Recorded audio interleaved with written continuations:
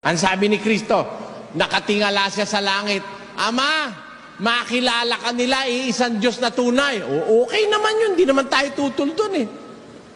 Nakatingala siya sa langit eh. Nasaan siya? Nasa lupa. Ano siya nun? Nagkatawan tao. Hinubad niya ang pagkapantay niya sa Diyos nung panahon na yun.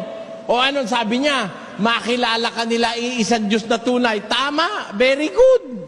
Bakit? Hindi naman siya nagpapakilalang Diyos noon dahil nasa pagkakatawan tao nga siya at siya noon ay hinubad niya ang kanyang pagkapantay sa Diyos. Tama o hindi?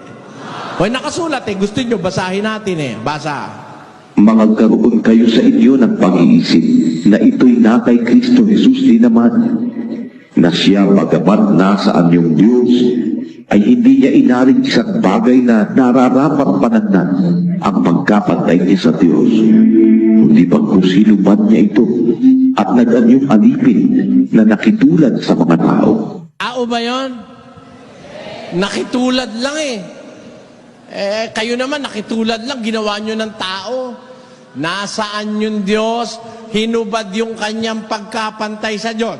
Ngayon, sabi niya, nakatingala siya, makilala ka nila Ama, iisang Diyos na tunay. Wala tayong usapan doon. Tama yun.